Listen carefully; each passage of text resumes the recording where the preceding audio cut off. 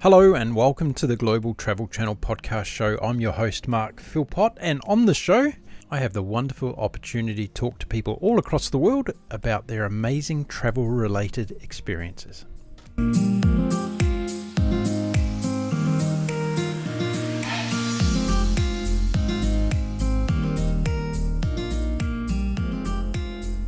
Hello, I hope you're all doing well out there, and for those that have arrived for the first time to listen to a podcast on the Global Travel Channel, thank you for coming first of all, and secondly, I hope you understand my accent. I'm a very proud Kiwi, New Zealander. Yes, I come from the land down under, and I'm very proud of that fact, even though I haven't been there for many years. I left when I was a young boy. But my connection to my motherland is very, very strong. And if you haven't visited New Zealand, I suggest that after all this stuff is over, you book yourself a ticket and get down there and check out one of the most amazing countries in the world. And why is it amazing? Well, it has magnificent scenery. It has some amazing food. It has the most friendliest people bar none in the world. And it has some of the most extraordinary adventure holiday activities that you can do that will blow your mind and also rattle your nerves. So get on down to New Zealand, and this has been an unpaid commercial for the New Zealand Tourist Commission. There you go. I'm a very proud New Zealander, so I don't mind doing that for free. Now, on the show, I get to chat to incredible people about their travel experiences, but between the lines, we get to talk about human stories, and we get to hear much more deeper meaning about life and things that are going on with these people and about their travel experiences. On today's show, I have another extraordinary guest, and her mission in life is to simply make a difference in the world. Well, it might sound simple, but she's got a lot of things going on that she's heavily committed to, and I would like to now go over and welcome my guest for this episode to the show. Her name is Dr. Jodi Ashbrook. Jodi, welcome to the Global Travel Channel podcast show. Thank you. I'm excited to be here. Now, we were just talking before we started the show that you are a seasoned podcast professional. So tell us about that. Have you been on a lot of podcasts?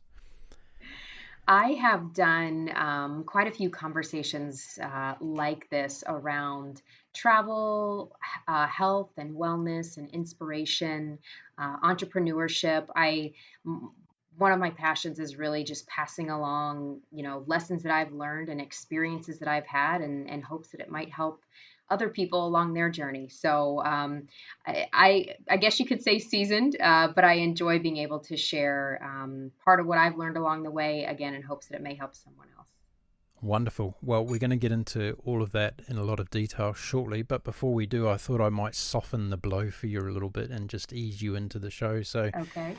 Tell us whereabouts in the world you're chatting to us from today. I am currently outside of Dallas, Texas. Oh, fantastic. That's a nice part of the world. To the north or the south? More so in mid Texas, but south of Dallas. South of Dallas. Okay. Yeah. And are you starting to get some nice warm weather at the moment? We are, it was like 91 degrees for a couple days, exactly 91 degrees, a couple days last week. And then it like dropped down into the 30s or 40s. And it's like, what is happening? Let's go back to the 90s.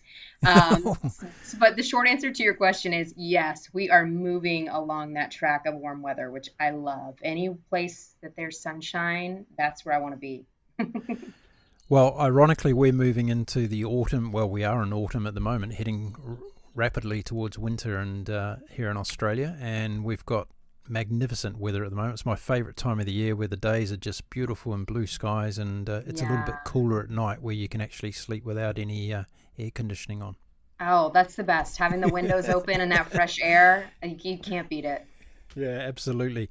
Now, what I do for all of my guests is I ask you to dedicate the show to someone special in your life. So who would you like to dedicate your show to today? Wow, I love that. I would like to dedicate the show to my sister. Her name is Courtney, and I'm super proud of her and her hard work and all that she's accomplished in the short time that she's been here. She's 30 years old and she's, finishing her doctorate. She's well on her way to running several departments in a hospital, and she has, two kids. She's like mother of the year to me, and I'm just really, really proud of her. Her and I are really close, and she always amazes me at what she's able to take on and just her resilience. And so she inspires me, and I'd like to dedicate this to her. Wow, that's beautiful. Now, I've got to say to you before we go any further that I've interviewed over 120 odd people in the last 10 months, and you're the Hmm. first person to dedicate the show to your sister. So there you go. Really? Groundbreaking. Yeah. Yeah. Well, the tattoo that I have on my arm, the face that is on there, it's her when she was younger. So people always ask, the symbolism of my tattoo, and she is a big part of that. She's a big part of my life, and so I love that. I love that. Maybe it'll start a trend, right? Yeah.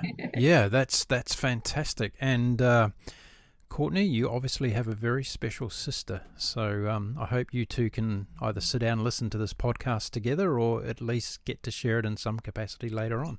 Yeah, thank you. Now, as far as podcasts go, are you someone that runs around the world dialing into podcasts? Do you listen to them while you're on the travels?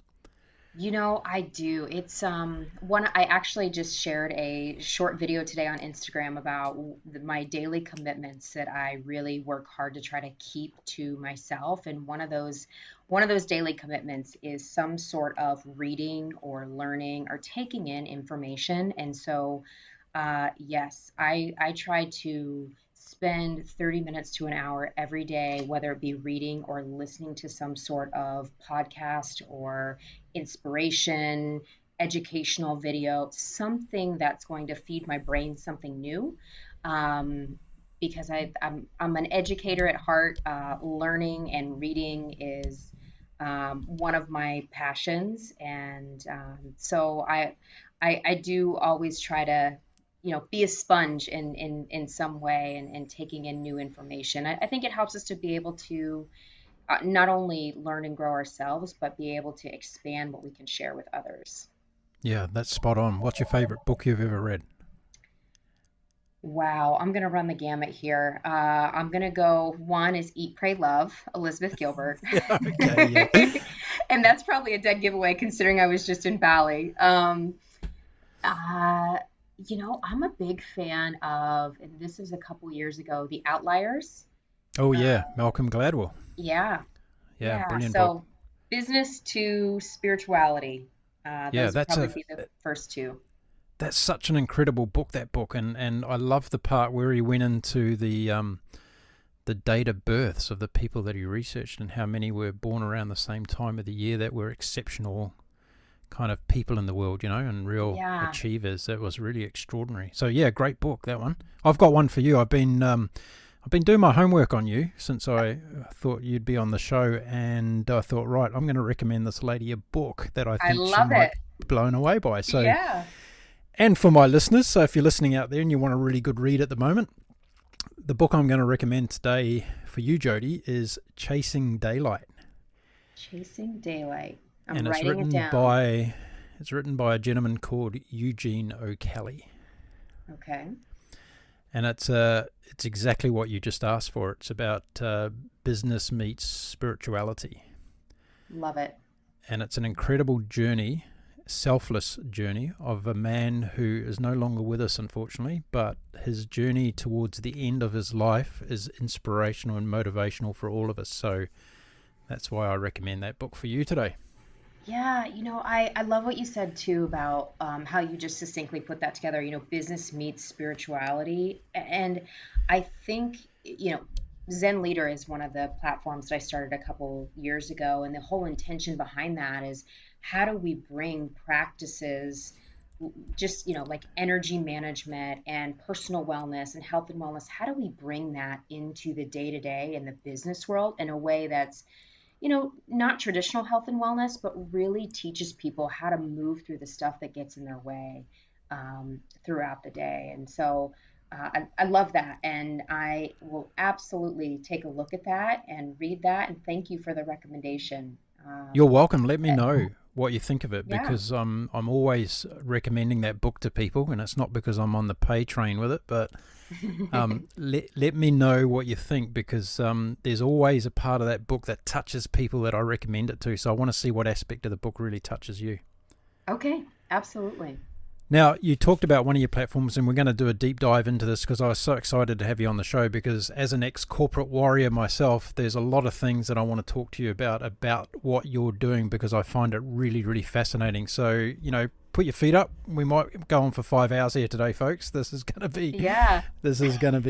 really interesting. But I thought I would kind of get you warmed up with a few easy questions first, and to throw a couple of things at you from left field and just see how good you are at responding to those things. So how about you tell us about your most scariest travel experience so far in your life? Wow. Um, One comes to mind. I know I've had a couple, but one in particular, I had the opportunity to climb Machu Picchu last January, Mm. and I was with a small group, and there were actually only two of us with the guide. And oddly enough, we were the last two, because there's a limited number of people that can climb Machu Picchu every day. So we were the last two tickets to be able Mm-hmm. to climb. Well, we got started on our hike, and I've done a fair share. I've done my fair share of hiking. I'm by no means an expert, but I've been in some situations where it's been a little dicey. And the trails going up the mountain were they were wet and they were slick, and there's nothing to hold on to, and it's its own it's in its own magnificence, right? So they haven't they intentionally they haven't made um, or added too many man-made structures on the mountain for that reason. But me and the gal that I was hiking with, we got about halfway up, and I wondered if we were going to make it, not from a physical standpoint, but just from a weather standpoint. Mm. And as many times as we were falling, and again, there's nothing to keep you on the side of that mountain. Um, very similarly, Angels Landing in Park. Mm-hmm. Climbed that in the winter in the ice. That hike alone has chains on it, which is an indicator even in normal weather. You probably don't have any business hiking that. I think it's in the top. I don't want to completely misquote this, but it's ranked as like one of the most dangerous climbs Mm. that you can do. And Mm. so imagine holding on to chains and ice and snow, and I don't have any spikes on my shoes, and I am absolutely terrified, just shaking, holding on to these chains to the point where, a couple times I was paralyzed. Like I could not move forward. I couldn't take another step because of the fear that I Wow. was feeling, Mm. which is a whole other conversation that I'm sure we could get into, just how fear can cripple you. But Yeah. those are two very similar experiences, different parts of the world. But yeah, that were it teaches you your resilience, no doubt. So yeah, that was funny, because in my subconscious then I was about to ask you a question about Machu Picchu, and I was going to ask you, is it easier to do a yoga pose in the front of Machu Picchu than anywhere else in the world? Well, in fact, I think the stakes are much higher when you are trying to find your balance in dancer pose, however many 100 feet up off the ground, and you've been climbing and you're tired, and you have an audience around you. So it's really where there's a phrase in yoga that I've heard many of my teachers share. It's like off the mat is really where the yoga begins. It's not so much in the pose, it's in the moving of life. So thinking about all that stuff going on in your head of, okay, can I find my balance? And I'm up here and I'm tired, and like your head getting in the way of all this stuff. And finding the physical posture is just the end outcome. But doing a dancer pose on Machu Picchu, no, not at all. Definitely wasn't easier up there, but we got the picture. And I guess sometimes in today's world, that can be all that matters, right? Yeah, absolutely. And for everybody that's listening that has no idea why I asked that, is because we're going to use the photograph of Jodi doing that yoga pose in front of Machu Picchu for the show notes today. So check it out, because she went to extraordinary lengths to make that happen for you all. I did. Yes, yes. Okay, so carrying on with our few introductory questions here to get you all warmed up for the show proper. My next one is, describe what travel means to you in 4 words. Wow.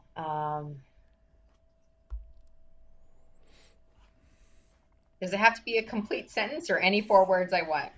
I prefer to use 4 different words. Okay, good. Okay.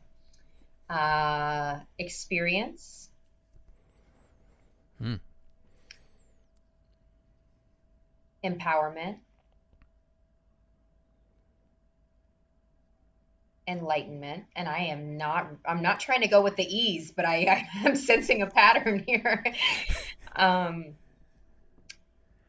and education. And I didn't plan that at all, but Hmm. those would be the 4 words that really resonate with me with traveling. Yeah, fantastic. I'm going to start asking every guest that, because I haven't been doing that, and I think it's really good to hear what your spontaneous responses are when you're asked about that. Yeah, it's a great question. There we go.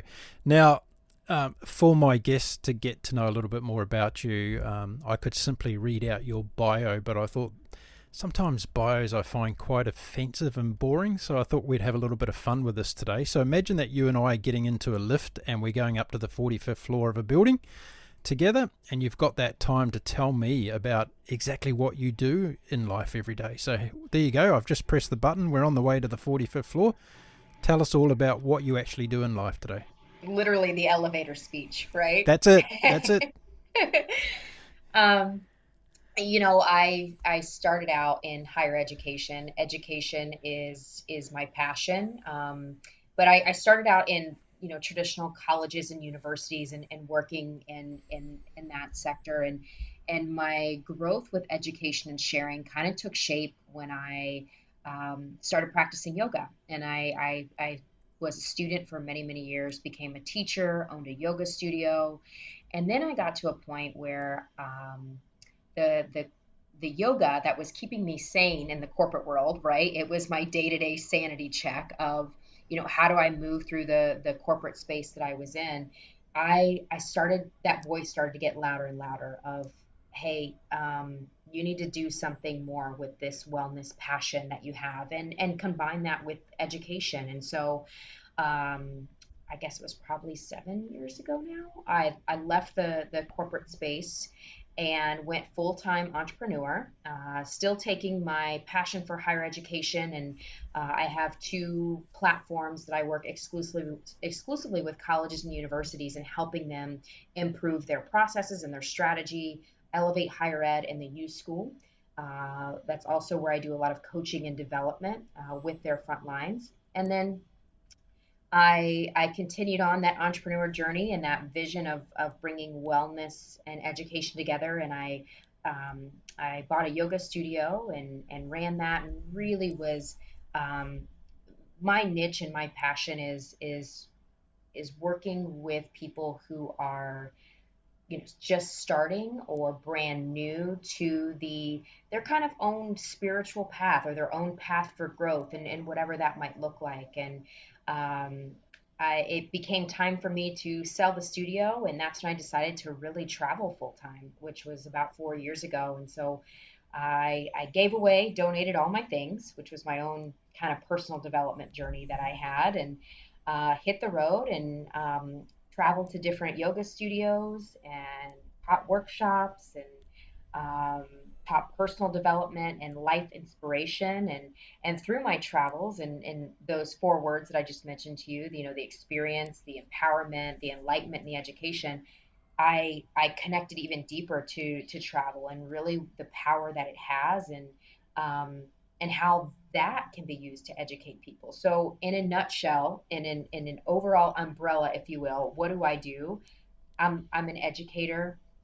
and an entrepreneur who ties my passions together to serve people in a way that um, hopefully, again, will help them along their journey, whether it's through physical wellness and yoga, spiritual wellness, um, their mental and emotional wellness, and then the business side of that with colleges and universities. I do the same thing through that platform.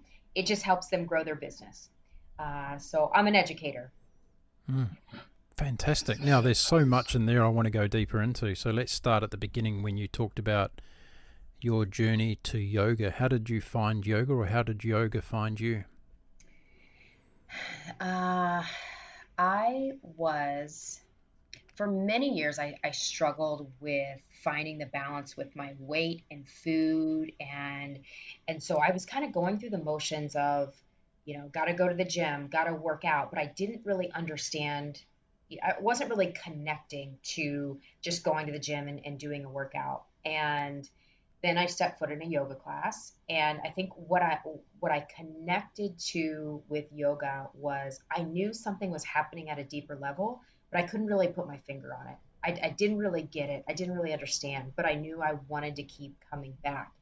And so took my first yoga class in a gym, and then at the time, I was living in Ohio, and I got a promotion and moved out to Las Vegas and found a yoga studio in Las Vegas. And yoga really became, as I mentioned earlier, and as we were talking, it became part of like my sanity check from the day to day. I would leave work and I would go to yoga, and through the moving and the breathing and the inspiration that came through the teachers and the class, it was feeding me in a way and offering me something that just felt good. I felt a sense of relief from the physical movement and the emotional connection. Something again, that deeper connection than just going and getting on a treadmill. Not that there's anything wrong with that, but for me, I I I, I needed and wanting something deeper, and yoga has provided that for me.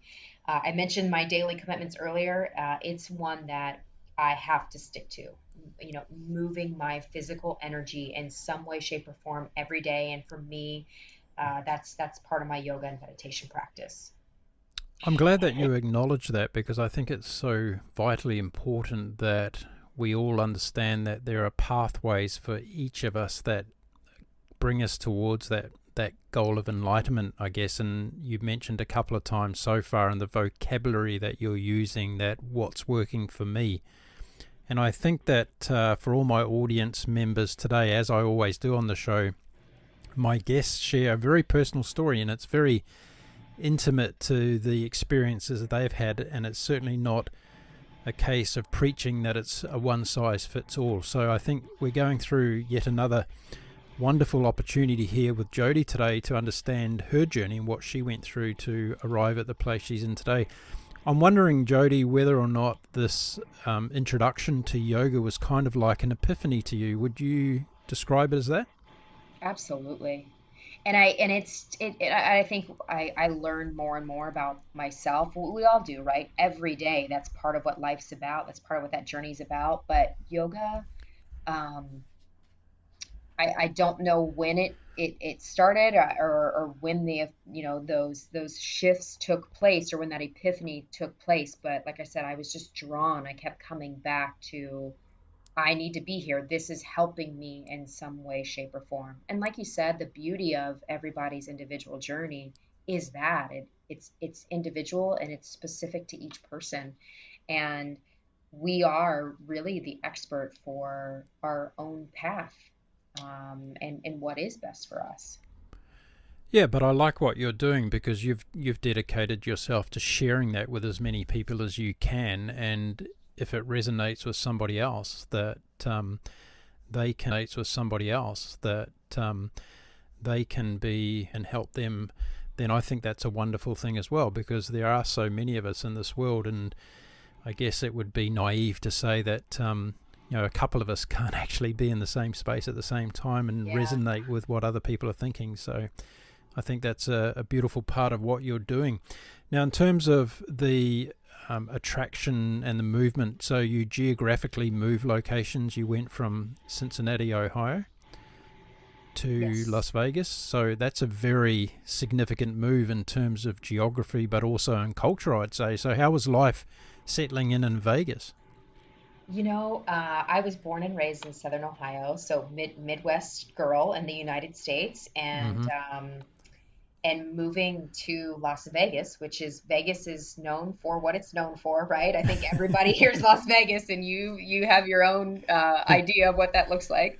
Um, I think for me, the biggest transition was the quote unquote first time, like really leaving the place that I had labeled as home, that I had, built this safety and this container around myself of, this is home and this is, where I'm supposed to be and this is where I'll always be. And then you really challenge yourself. There were two or three promotion opportunities that I passed up on because I was afraid to make that transition.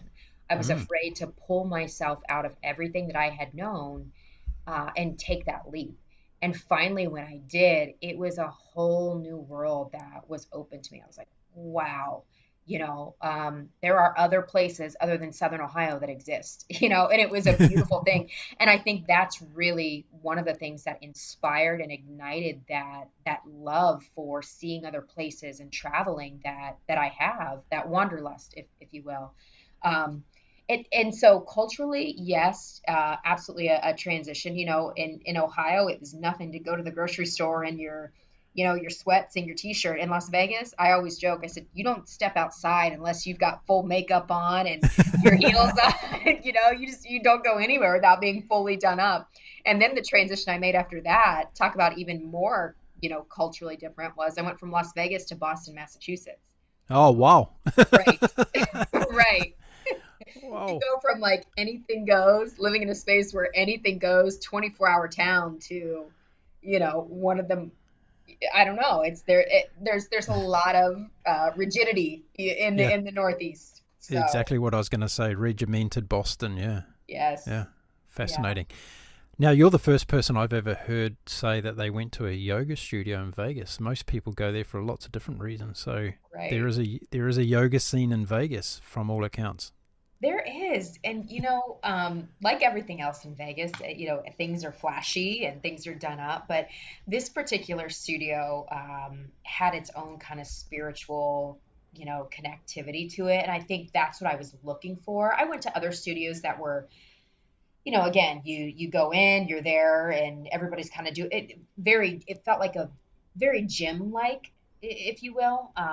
But this particular studio that I connected to had that spiritual element, that instructional kind of just deeper guidance around the teaching that was happening. So yeah, I would always be. It's funny. I would joke on Friday night in Vegas. I'm at the yoga studio listening to doing yoga to somebody playing a guitar. That's my wild night in Vegas.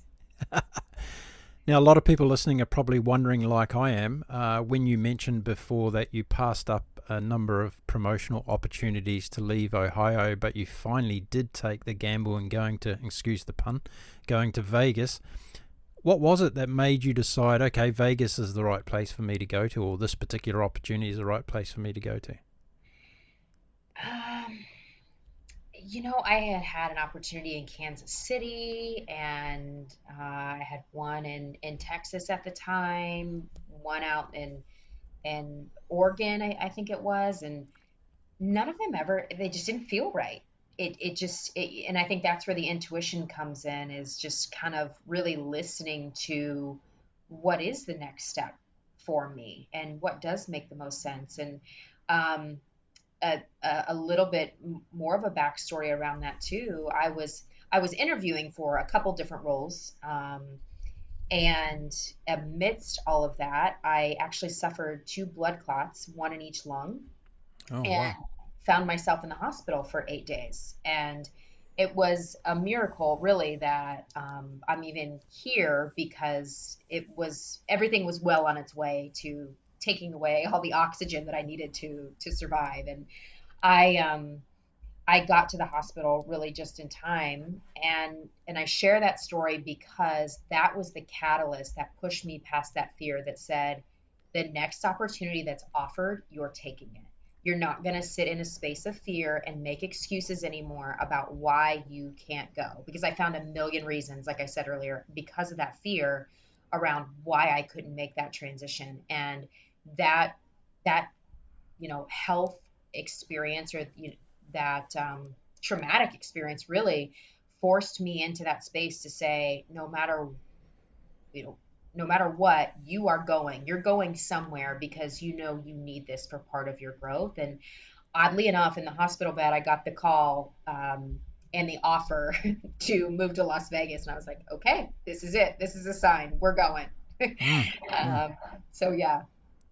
Fantastic. I was hoping that we would get to something beyond the yoga studio. I'm not downplaying yoga at all. I'm just saying that I know there was another backstory there that was a life-changing moment, and thank you very much for sharing something that was very personal. But I guess it's another wake-up call for us all. There's times in our lives where we do have things like a medical condition that wake us up, so to speak, to change our direction. But I want to go back to something you mentioned in that conversation about intuition. And do you think that enough people, and I'm generalizing here, do you think enough people use their intuition in their life to the degree they could do?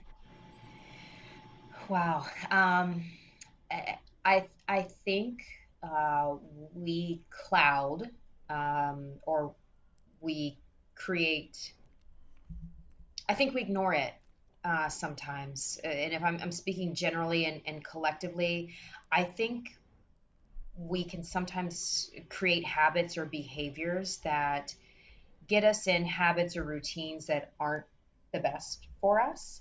And through that process, we tend to rely more so on social media or TV or other people to tell us what we should and shouldn't do, or what our next step should be, and how we should live our life. And through that conditioning, and I think that happens over time, right? From when we're really young, we rely on things outside of us to guide us, and that's not always a bad thing. But what it does is I think, shrinks that internal voice inside that really is trying to help us connect to who we are authentically, who we want to be, um, and and what are the steps that we need to take to be in alignment with that. So the short answer to your question is no. I don't think we do, but I don't think it's a conscious choice not to. I think we have put ourselves in situations where we've uh, um, made that voice, we've quieted that voice throughout the years. And a lot of times we don't even know it's our intuition talking to us.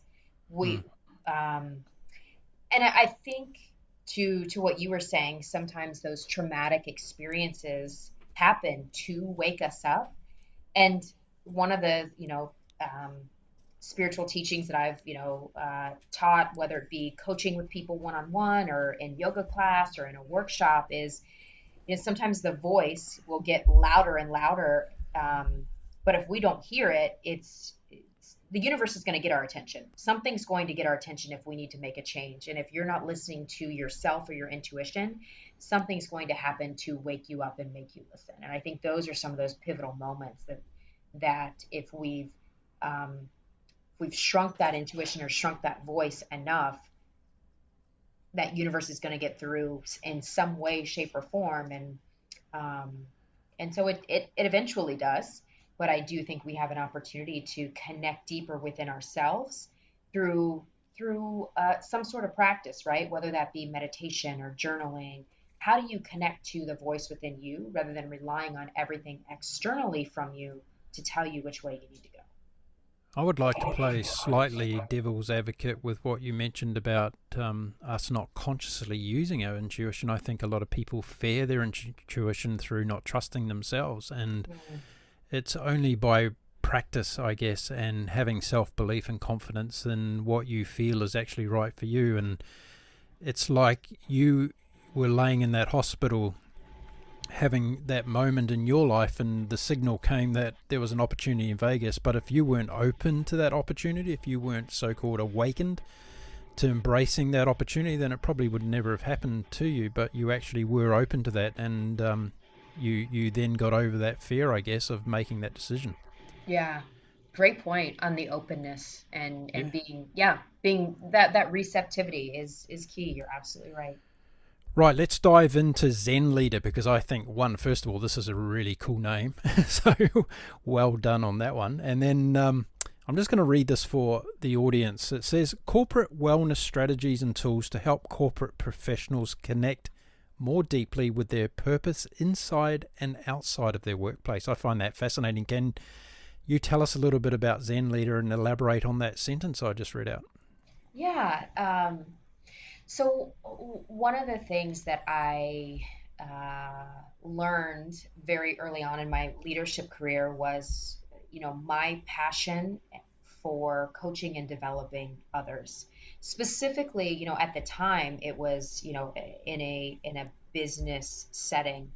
And I think in the day to day, no matter what industry you're in, from a leadership perspective, if we aren't connected to the role that we play as leaders, whether you're, mid-level leader, senior leader, if you really aren't cognizant of the impact that you can have and your role in that day to day, it can create a what's the word I'm looking for? A very uncomfortable, unpleasant work environment, which has a direct impact on productivity. So the Zen leader is, in order to show up for the people that you're responsible for and show up for the teams that you lead, or if you're on the front line, show up for the clients that you're working with directly, you have to be able to tap into and calm that. I call it calm the chaos within you Hmm. first, Hmm. because we're all humans, right? We don't walk into work and all of a sudden we put our work hat on and we become robots. Although sometimes, people would argue that is the case. But in reality, we are the one common thread we all have is that we're human beings, and so we all have emotions and feelings and stuff going on in the background. If we don't have a way to manage that for ourselves, that's going to manifest itself and show up in the workplace. And it does. There's a reason why people uh, gravitate to certain work environments and not others, and why certain companies are on lists of, best culture. And it's not because they have ping pong tables in their office, right? That's awesome, but it's about the feeling that's created. And as a leader in a leadership role, again, and I don't want the word leader to be just boxed into you have to lead people. You can be a leader in a frontline role because you're leading the people that you're working with every day and your peers. So as a leader in that business office setting, how do you manage the day-to-day chaos that's naturally going to come up in you as a human being, so that you're not putting your stuff on everybody else? And that's what Zen Leader teaches. Hmm. It teaches, through I don't want to whitewash concepts like leadership development or communication. We go deeper into for example, there's a large company here in the U.S., Paychex. They do, outsourcing, payroll, HR type of work for smaller companies. And so I did some work with their sales team, and we did a yoga class, and that was fun. But really what the whole training was designed around is, how do we help you get into your head so when you are going out and working with clients and trying to do your sales work, that you can check yourself. If you get out of the car and you're walking into a potential sales client and your head is not in a good place, what are tools that we can teach you to get your head right so that you've got a shot at actually having a productive conversation and making a sale? It's Hmm. about that energy management. How are you managing your energy in the day to day in whatever role that you're in so that you can show up in the best way possible? That's where we impact productivity. That's where we impact sales. That's where we impact culture. And I think um, that's a big piece that isn't talked about. We really don't teach people how to be better people in the business environment. We teach them maybe certain skills that they need, which is important, but we don't teach them how to deal with themselves so they can then show up for whomever they're responsible for and show up to the best of their ability. And that's the goal with Zen Leader. So we customize all the work that we do with the client, one on one, group, virtual, face to face. Again, obviously, yoga is a physical element of that, but it can be. But we really try to work with, what are their goals? What are they trying to accomplish? And then how do we help them get there with teaching people how to be better people and calm that chaos within themselves. Fascinating.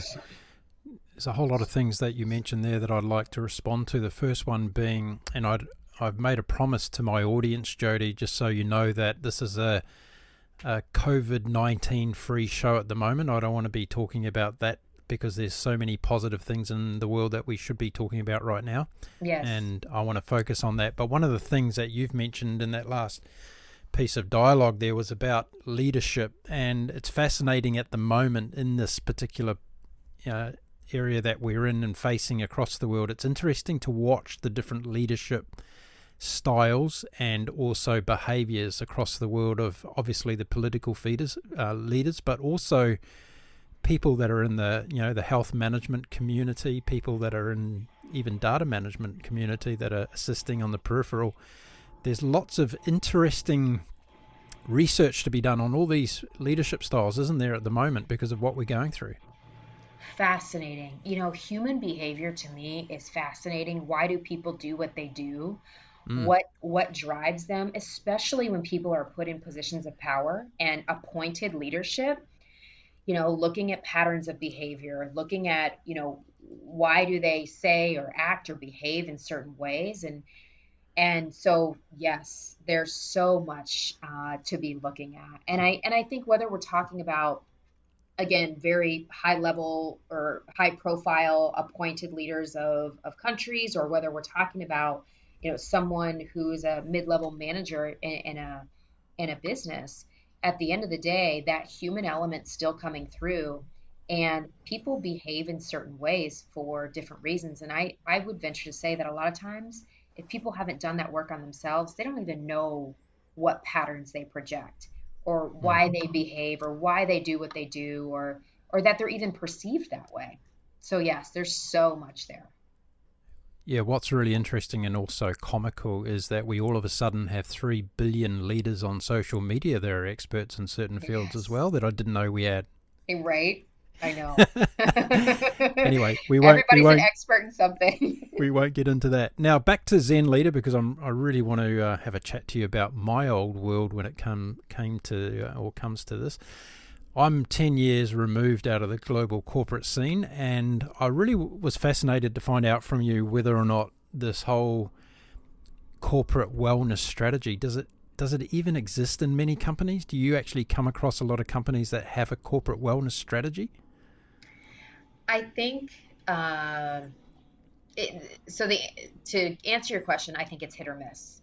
Uh, and and even when it does exist, I find it as being more of a check the box, like, oh, we want to say that we offer a corporate wellness program because it's the right thing to do. It's going to make us look good. It's going to be appealing. But there's really no depth to the corporate wellness plan or strategy that's in place, or it's driven by one or two key people. And not to downplay any of it, because I think if you're doing anything, it's positive, right? But I see what I see a lot of is just surface level transactional. Let's give everybody a Fitbit, and we'll run some contests to track people's steps, and we'll do a Weight Watchers program. And it's very narrow focused. What I don't see, and really what Zen Leader is trying to create an awareness of and drive forward, is a holistic understanding and appreciation for wellness programs are more than just let's run a biggest loser contest in the office, right? To Mm, see who can mm. lose the most weight. Weight is just a physical representation of so much more that's happening within the body, and so that is part of the challenge in talking with HR representatives and leaders of companies and figuring out what kind of program or platform they want to create because um, it's not a here's your Fitbit, everybody do this, or we're going to run one yoga class a week, or um, and I think people like that because it's comfortable and safe and tangible, and we can grab onto it and we can check the box versus actually thinking about how do we customize a wellness program for the people that we have and the patterns and trends that we see in our leadership or with our teams. I don't see that happening. I think that's the new wave. That's the progressive direction that we're going. But I think I think we've got a ways to go there. Right now, people are still just grabbing onto that surface level transactional check the box type of approach to say that they have a wellness program because it feels good and it feels like they're doing the right thing. Yeah, this is really cool. I'd like to go back and just share with you my experience because if you go back 15 years ago and when I was in the midst of the global corporate world, corporate social responsibility, I'm going to use that as an analogy here to what you're talking about in terms of wellness and trying to have that implemented into organizations as part of their culture. Corporate social responsibility came along, and all of a sudden, overnight, every company thought that they had to have something in their annual reports about doing good in the world. And there were all these, flashy brochures going out about, we're greener and meaner and all the rest of it than any other company, and all these things. And the company I used to work for at the time was one of those companies that really didn't walk the talk, but did a beautiful marketing presentation on what they thought was the right thing to say. But what I've noticed over the last 10 years in particular is that as we get new generations of leaders coming through, we start to see a shift in mindset. And you've only got to look today around the world at how many really, truly corporate social responsibility businesses there are. And I think what's happened is one of the main mechanisms for this to be enabled has been a new generation of leader coming through who, very much like how we're looking at climate change around the world at the moment, it's the younger people that are taking ownership and saying, hang on a minute, we've got to do something different about this because you old guys didn't do the right thing, or old girls and guys Yeah. didn't do the right thing. And I think the same thing might happen in the whole wellness sector, because I love what you said before, and you painted a beautiful picture of a salesperson getting out of their car and about to walk in to close a deal, but their mind's thinking about the argument they had with their girlfriend half an hour ago, Yep. and they're not going to be at their best when they walk in. And they're representing a company. Whatever they do in that meeting is going to affect the bottom line of that company and that individual's KPIs and all the other things that go with it. So I'm really fascinated to dive deeper into how this whole, and I don't want to call it a concept, I think it's a must-have that we must have in companies, how this can actually be implemented, and whether or not there are pioneering organizations out there that are really, really embracing it and saying, look, we want to really adopt this mentality in our organization. One of the things I wanted to ask you around that is, do you feel that the language used in the way that this is presented is paramount to the success of getting into a company or not? That's a great point. And from my experience, yes, I do. And I think what I find firsthand is getting into organizations and getting into companies and, having these conversations with them, they sometimes it's really tough for them to wrap their mind around it. And so they back away from it. And so you really don't get a chance to even have an in-depth conversation because it feels too, again, it's too intangible for them, Mm, um, because it's not as cut and dry as we are accustomed to. So yes, the language is critical. Um, my success with it has really come from connections that I've had, previously, people that I've worked with, people that have an understanding of kind of my own journey and the path that I've taken. They've seen it firsthand and they've kind of gone out to, and they work in different places. They already have a basic understanding of it. So they see the value. Um, and they want to bring it into their culture. But yes, the language is critical. And I don't know that I've figured that out completely on the marketing side. And just more importantly, really helping people understand the value that this can bring to their teams in a way that's, not the traditional check the box wellness program. I'm going to throw this out to my audience today. We're going to 97 countries around the world today, Jodi, and I'm sure there's a lot of business people listening who are either business leaders or have a view on this particular topic. I would challenge you to let us know, is corporate or business wellness something that you have in your organization? Is something you want to adopt? Do you think it's a worthwhile project to take on board? Can you see the benefits? Let us know. Drop me a note or drop Jodi a note through our social media and let us know if you're listening to this podcast and thinking, well, yeah, my company could do a lot more.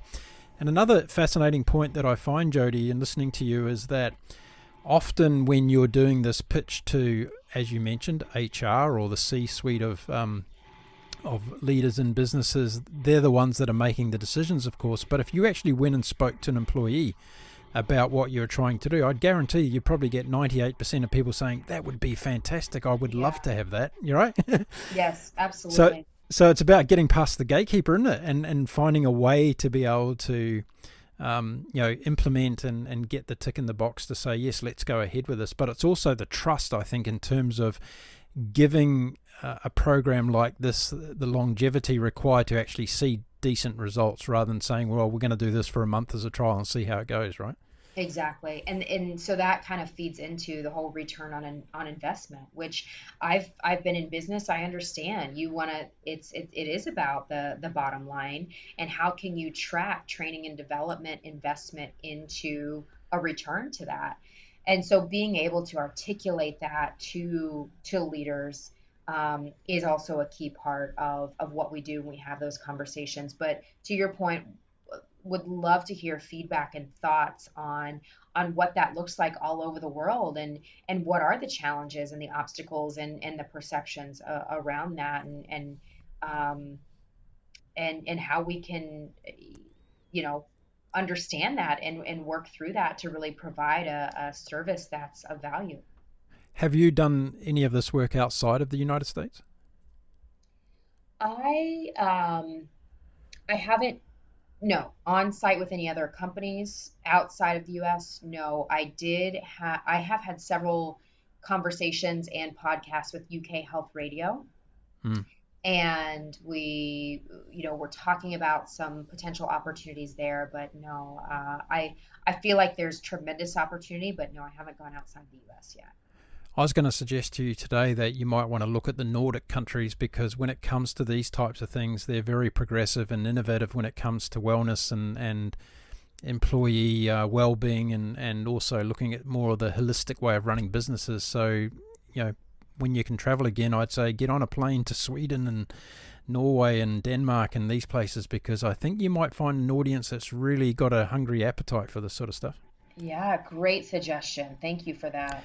Because I think, and this is why we talk about travel being so important in our lives, because cultural differences can really open doors for us. And it doesn't matter whether we're trying to start a business, whether we're participating in sports or religion, no matter where we go in the world, we can often find a door that's right for us to walk through. And that's why I asked you the question about, maybe heading out of the US and looking at other cultures that might be a little bit more open in that early stages of what you're trying to promote there, because I'm a huge fan, just to make it clear, I'm really a huge fan of this, and I'd love to see it widespread around the world, because I think it's so much needed to.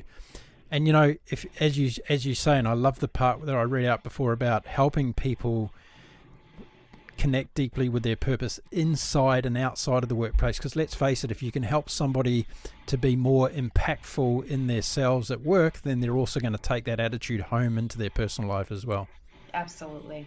Yeah. Yeah, it's that holistic, whole human approach. Excellent. So let's move on to something else that you're doing that's exciting. Let's talk about Wandering West, because I think this is also fascinating. I want the audience to know all about what you're doing in this area. Yeah, so this has been something that, I mean, for years has been on my mind about how to capture the words of wisdom from other people and life lessons from other people in a really raw, organic way. And that's really the intention behind Wandering West. And I would find myself for years just I'd be in a taxi cab or you know, a coffee shop or wherever randomly, and you strike up conversation with people, and I would ask, I'm curious, what would be your words of wisdom, if what would be your three top life lessons, or what would be your words of wisdom for someone else along their journey. And I find it fascinating to hear. First off, people are usually taken aback. They're like, wow, you want to know, my words of wisdom. And a lot of times people will say, oh, I don't know that I have any words of wisdom. And I have to, sure you do. We all do. We don't think of it that way, but anything that we can share to offer to somebody else is of value. And so that is the Wandering West project, traveling and speaking to people and having them share one of two things. What are your top three life lessons, or what are your words of wisdom on life? And having them just share whatever comes from their heart. And so the trailer for the documentary has been created. As you know, with any project, especially a documentary, it's a process. It takes time. It's a journey all in itself, and so that's kind of continuously evolving, and will continue to do so. But I didn't have a certain type of person, if you will, that I wanted to talk to. I just want to reach out to everybody, and people that I come across with. And I was, at the time, I was interacting quite a bit with people in yoga studios and in the wellness community. So a big chunk right now of what we have recorded is from the wellness community. But through my travels in different countries and in different places, just, as you said earlier, the cultural differences from people can, I find, show one or two things. They can show the vast difference of just how we're raised and how we're brought up, but also the common threads that really come to the surface. And I think that's part of what I have started to see and have been continuing to see with Wandering West is people phrase things differently, but a lot of the words of wisdom that people share, you could funnel back into three or four main categories. And that's been fascinating to hear and watch. And it really brings me so much joy to watch people and see them go through this process of thinking and sharing, as I'm sure, you do when you lead a podcast like this, being able to hear people share from their heart and share their passion and just share words is inspiring all in itself. And so Wandering West, the full documentary will take some time to continue to bring together, but the trailer is done, and it will continue to be a journey all in its own, again, with the vision to share lessons and wisdom from people from all over. That's cool. Where can people check out the trailer? So the trailer is on my website, jodiashbrook.com, and it's also on my YouTube channel. Okay, great. We're going to put all the links to Jodi's sites on the show notes today, folks. So if you want to run on over and check out that trailer, I'm sure it's brilliant. I haven't seen it myself yet. But I wanted to ask, are you also inviting people in the social media community to engage with you through social media to get quotes and words of wisdom from them, either by video or just by writing comments to you? Is that something you're inviting? Yes, I thank you for bringing that up. There is actually a spot on my website underneath the Wandering West section where you can submit to be involved in the documentary and in whatever capacity you feel comfortable. Some people aren't comfortable being on video, but they still want to be a part of it and share those words. So yes, the open invitation to share your words of wisdom is there, and I welcome that. So again, you can find that link on my website to get in touch with me there, or shoot me an email, or any other form of social media that you can reach me on, and we can figure out how to include you in that conversation. Brilliant. Well, let's all bomb Jodi social media Yes, sites with please. words of wisdom and see whether we can help her on that another amazing journey. Now, your book, your latest book, Looking at Life Through the Lesson Lenses. This is a fantastic title. Tell us about the synopsis of this book. So it's an ebook that you can actually download on my website. And the thought process here, and you're probably hearing a reoccurring theme, it's all about the symbolism of the experiences that we have, and how we choose to look at them. And so the book is just short snippets of real life experiences that I've gone through, that I kind of share um, the journey, but then the lesson that was taken from that experience, and the concept of, if we put on the lesson lenses as we go through life, if we put on the lenses of, hey, there's always something we can learn, there's always something that we can take away, there's always something that can be a positive in the end, or a growth experience from what we're going through, that's going to help us get through anything. And it helps us mentally and emotionally move through things that happen to us in life, because we all have experiences that aren't positive. But if we can look through the lenses that help to shape that experience so that it can shape us, it we can, not to be cliche and say it's a silver lining, but it allows us to look at life and the experiences that we have along our journey a little bit differently, which helps us to grow and then ultimately continue our path in the most authentic and inspired way. Yeah, beautiful. I love the use again of the vocabulary there, because we're talking about, in essence, reflecting on our life journey, and probably we all don't spend enough time doing that. So, Looking at Life Through the Lesson Lenses by Jodi Ashbrook is an ebook you need to read. Now, Jodi, if I get your permission, I'd love to put the book on my website to help you promote it to more people, and to get it out to a global audience, because I think we should all be reflecting more on our life journey. That would be wonderful. Thank you so much. Yes, of course. You're welcome. Now, I'm starting to realize a definite theme here with you as we carry on our journey of discussing your life journey, and that is that you probably don't sleep very much. You've got so many things going on. So, tell us about that. Is sleep a very important part of your daily activities? It is now, but that was not always the case. Mm, I used to pride myself on how much I could get done in a day and how few hours I could go on without sleep. yeah. Like, oh, I only slept 2 hours last night. I only slept 3 hours. And for a really long time, that was some sort of validation for my ego that said I was productive that day, or I mattered, or whatever, right? That was a badge of honor in some way for me.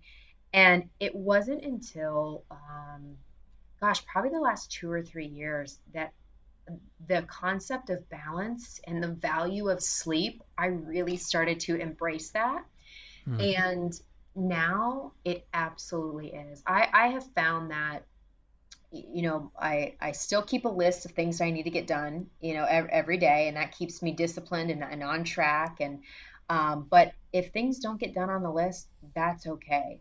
The balance of, my meditation and my yoga and my writing and my wellness has absolutely taken the move to the forefront versus the validation for my ego that I'm superwoman and I can get by on 2 hours of sleep, right? Because what was I really proving? And I had a lot of this internal dialogue with myself, like, what am I really proving by not sleeping or only sleeping 2 hours every night and Mm. running off of coffee and Red Bull and all that stuff that, isn't any good for me anyway. And so I think that's a little bit of a maturity process, emotional growth, spiritual growth, all that. But yes, sleep is very important to me now. I Mm. love sleep. And I really try to find that balance between work and just in life. And I think that's the other thing that I've grown and has become very clear to me along my journey is, your life really isn't about all the things that you can do. It's about you really living life and experiencing it and figuring out what does that even mean to you first, so that then you can live it. And I think, we're in a society nowadays where life has become how much can we do, and how fast can we do it, and then how many people can we tell, right? And I'm equally guilty of that. But I think, um, really finding that balance and staying connected to that wellness helps me personally to be able to stay grounded, um, so that I don't get lost in my own chaos and end up working and doing things, um, for reasons that aren't authentic, right? And that's where that validation, that ego comes into play, and it really allows me to stay grounded in the purpose of my work. So yes, sleep is important. Could you disconnect yourself from the internet for 1 month? Oh yes, and I would love it. Hmm. I Have now, you ever tried it? I yes, I went on a 2 week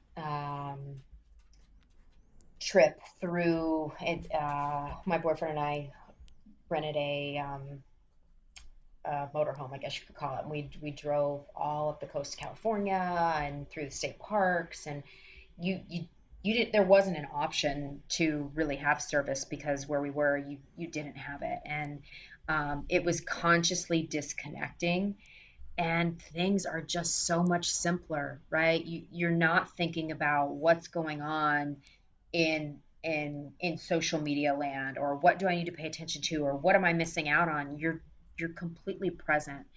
And I really try to adopt that into the day to day as much as possible.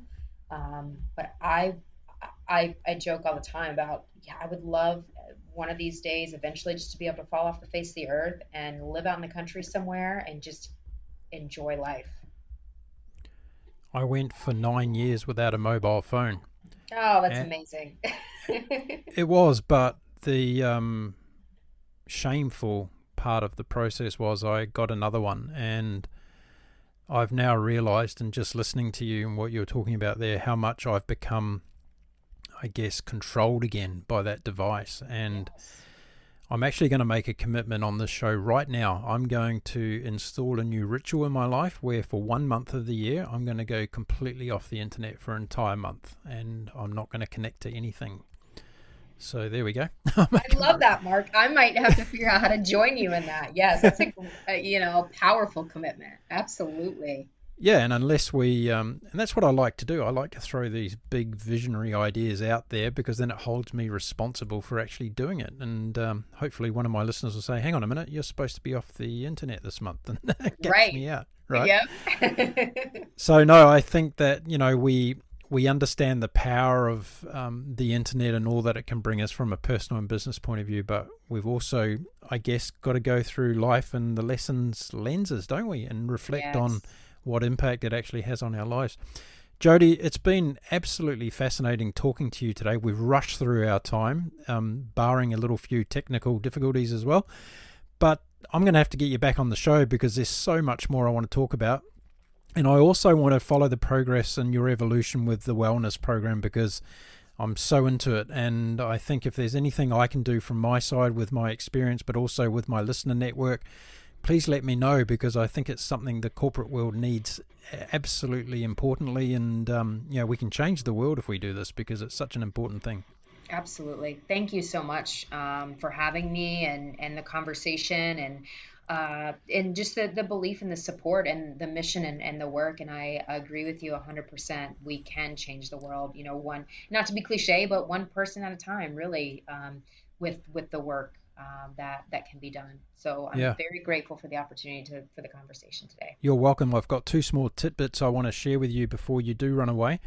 The first one is, if you weren't doing what you're doing today, what do you think you'd be doing? This is a tough one. You said it was a small tidbit. This one's hard.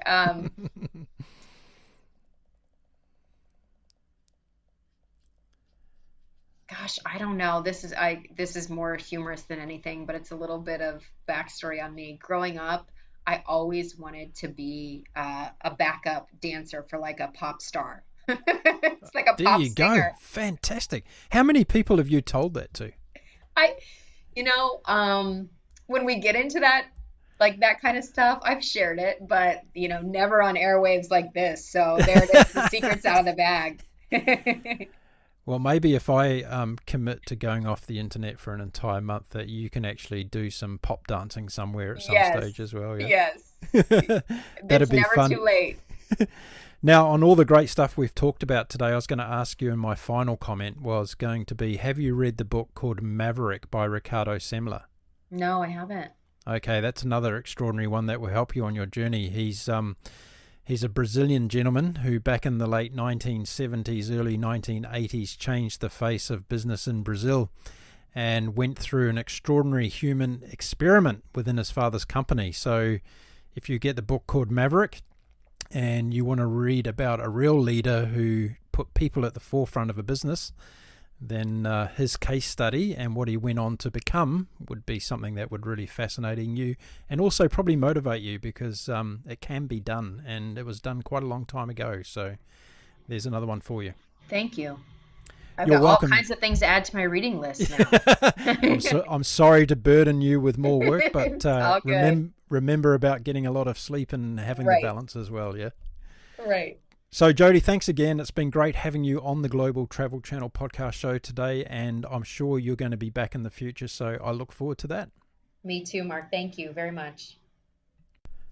There we go, ladies and gentlemen. That was Dr. Jodi Ashbrook talking to me from beautiful Dallas over there in the United States at the moment, coming into their springtime. Well, they're in their springtime now.